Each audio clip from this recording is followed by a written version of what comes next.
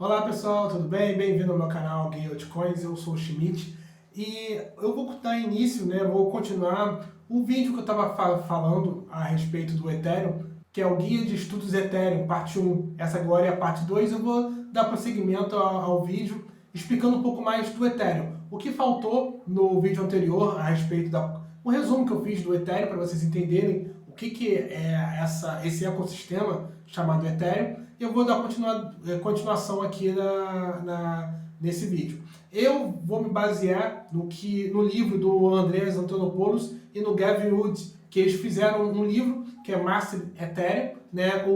O Antonopoulos já é bem conhecido, não sei se vocês conhecem ele já é uma figura carimbada dentro do mercado cripto. Ele começou com o Bitcoin, ele se encantou pelo Bitcoin lá no iniciozinho do Bitcoin, e ele escreveu um livro, Mastering Bitcoin, que é a fundo, você entender, masterizar, você entender a fundo sobre o Bitcoin. E aí depois ele se encontrou com o Gavin Wood e eles fizeram esse livro agora, que é o Ethereum, Mastering Ethereum, que é você também destrinchar, entender bem realmente o que é o Ethereum.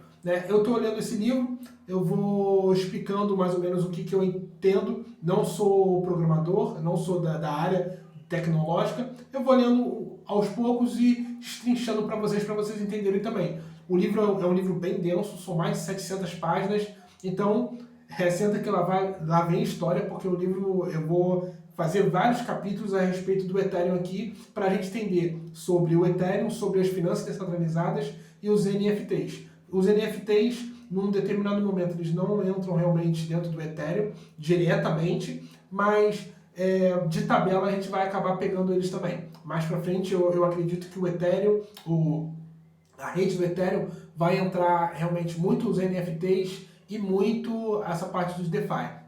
Então é isso, gente. Vamos pro vídeo.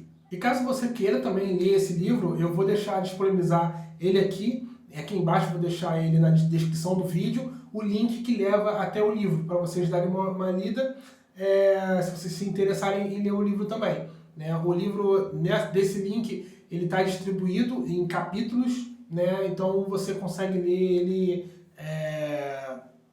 mais facilmente do que em PDF, eu acredito. Depois vocês dão uma olhada lá. Só clicar aqui embaixo. Vamos lá, gente? A ideia do Ethereum ele começa pela vontade de fazer mais. Colaborar de algo intenso em algo grandioso, que no caso era o Bitcoin na época. Que o Bitcoin estava realmente sendo feito colaborativamente e o Ethereum ele surgiu disso. O Ethereum surgiu da conversa de mente brilhantes, de pessoas que queriam algo a mais. E o Ethereum, como uma grande inovação, ele veio resolver problemas reais. Em um primeiro momento do mundo das criptomoedas, onde praticamente só existia o Bitcoin. E o seu blockchain era a única perspectiva que eles tinham à frente. No caso, esse ano lá nos primórdios do Bitcoin, lá em 2012, 2013, aonde não tinha muitas outras plataformas. E as pessoas ainda estavam tentando entender o que era o Bitcoin. E só existia o blockchain do Bitcoin mesmo. Então, tudo que se pensava no blockchain do Bitcoin. Não se pensava no outro tipo de blockchain, porque não tinha nada. Então, eles tentavam fazer com o que tinha. No entanto, os desenvolvedores eles queriam criar. Eles queriam ir um pouco mais além das aplicações básicas, as aplicações que a criptomoeda do Bitcoin trazia. Algo acontece, o modelo que esses desenvolvedores queriam trazer dentro do blockchain do Bitcoin não ia dar para ser implementado, porque o blockchain do Bitcoin na época, meados de 2013, ele tinha uma série de restrições, a questão de dados, a questão de tamanho, a questão de armazenagem e também a parte até de transação. Então ele tinha vamos dizer assim, um gargalo, um problema que era visto pelos desenvolvedores e que eles não iam conseguir usar o blockchain do Bitcoin, porque ia acabar que mais futuramente, à medida que as pessoas forem usando, vamos dizer assim, esses protocolos, eles sabiam que engarrafar ia ficar muito complicado. E outra também, a rede do Bitcoin, ela não foi criada para smart contracts, contratos inteligentes. A rede do Bitcoin, ela foi criada, vamos dizer assim, é lógico, para o Bitcoin. Ela pode ter outros contratos inteligentes internamente, tudo mais, mas ela fica muito restrita ali por conta do Bitcoin. O Bitcoin ele já ocupa um espaço muito grande dentro da rede e também é um gargalo muito pequeno. E sendo que a rede do Bitcoin, né, a blockchain do Bitcoin, ela é feita pensada no Bitcoin. Ela não foi pensada para outras, para abranger outras coisas, né? Assim, ela não foi com a intenção de ser criada para outras coisas. Ela foi para usar o Bitcoin, né? Pode-se criar coisas nela, sim, mas a implementação que são feitas, né, no protocolo do Bitcoin, no ecossistema do Bitcoin, ele é um protocolo um pouco mais lento, né, do que as outras redes, os outros ecossistemas. E por conta disso, os desenvolvedores eles não tiveram muita vontade de fazer nada ali naquela rede. Preferiram abrir caminho para uma outra rede. Eles mesmos montarem a própria rede e construí-la do zero.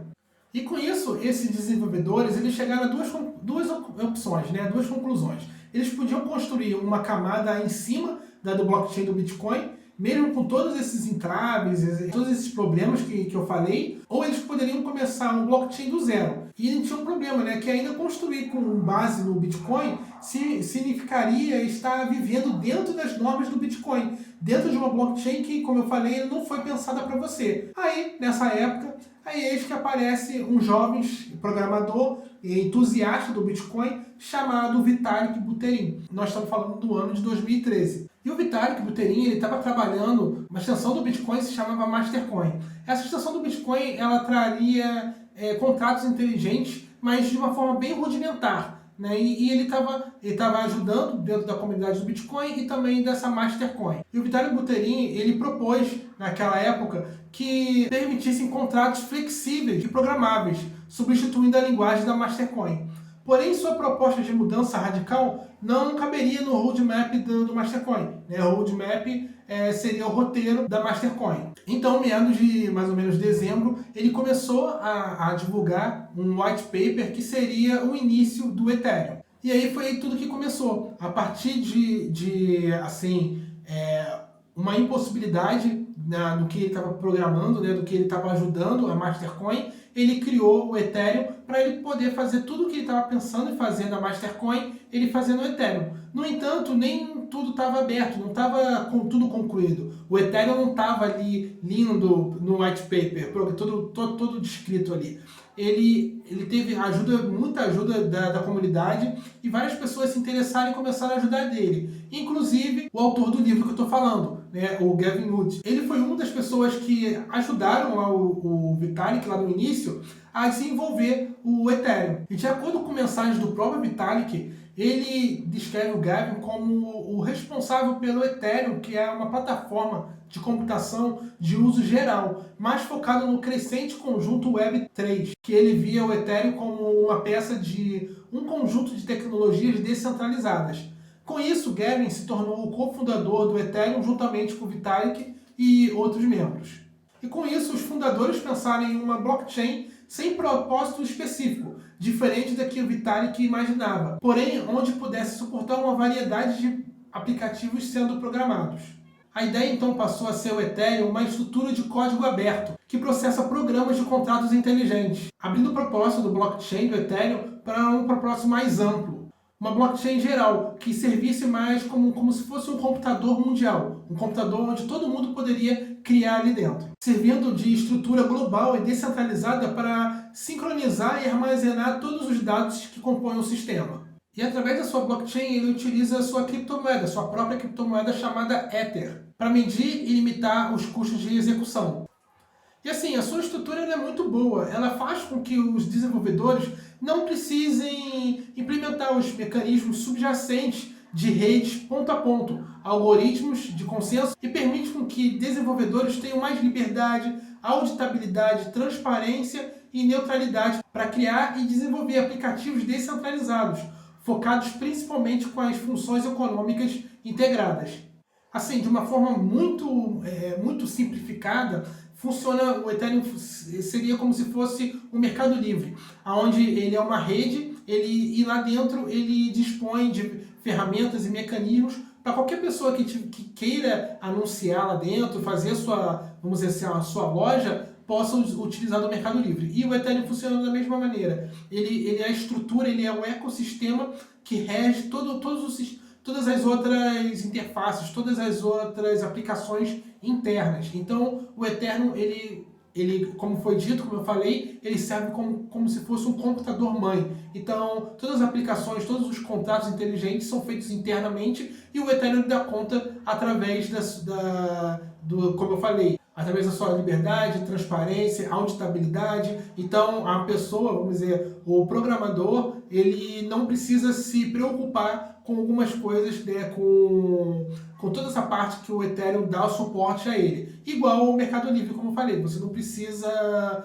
vamos dizer assim, se preocupar com entrega, você não precisa se preocupar com uma série de outras ferramentas, ou ter um site, porque você já tem no Mercado Livre. Então, funciona dessa maneira. Como eu tinha falado, os DeFi, né, as finanças descentralizadas, elas precisam de um lugar para ficar. Né? Elas precisam de um lugar maior, né, do que elas para se ancorar. E essa âncora atualmente funciona no Ethereum. E é isso, pessoal. Esse vídeo eu fico por aqui. Se você gosta do tema do DeFi, não esqueça de se inscrever aqui nesse canal, né? Também dar like nesse vídeo. E a gente se vê no próximo vídeo, que é a parte 3. É isso, pessoal. Até o próximo vídeo. Tchau!